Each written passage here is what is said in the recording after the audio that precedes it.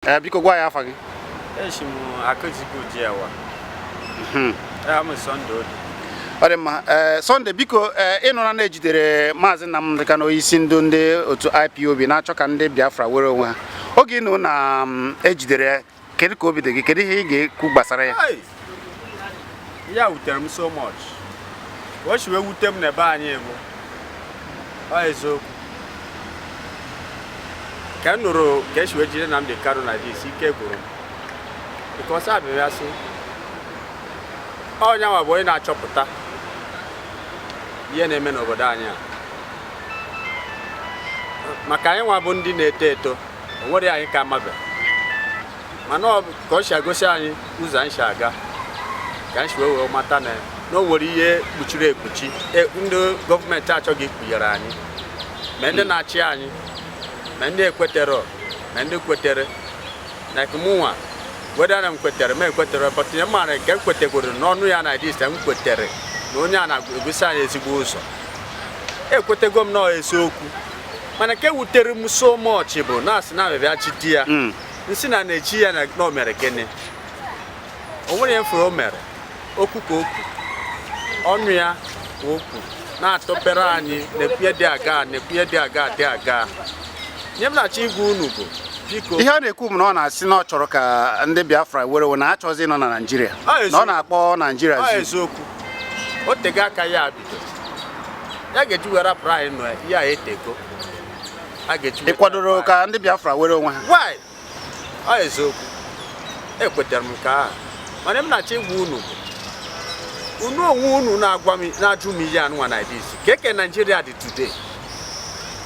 Jugodo onwe gị ajụjụ na-ajụ m ihe a ka eke Nigeria dị today. Then ka Nigeria si wee ya sacha ịkụ ugbo. Okay, name my farm ebe a. Name my farm ebe a.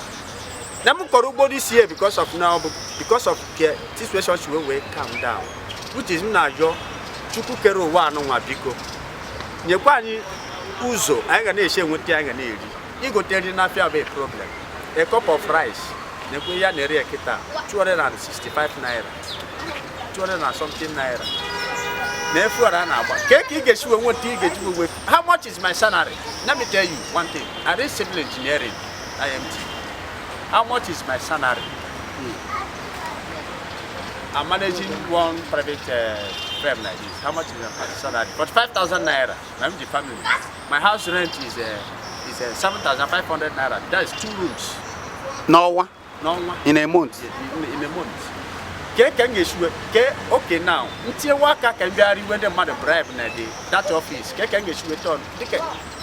You mother bribe 45,000. How much is my salary? Oh,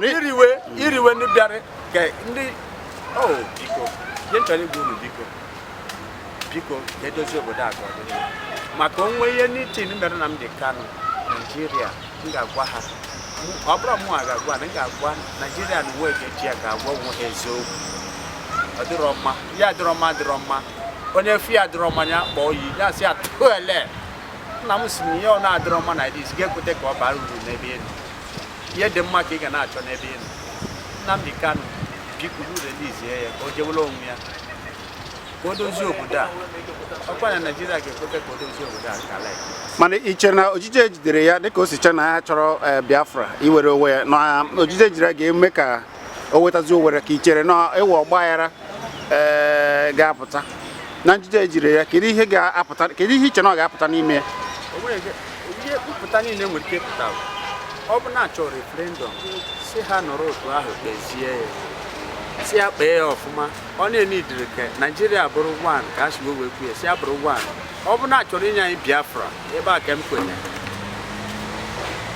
Biafra ka m niile. Ị chọrọ igbu m nkịta nwee ị ga-ebute. Ị na-ebute ebu afọ ntago n'obodo a nwa ndị adịghị egosizi m n'onwe ya na-atụ m ụjọ n'obodo a.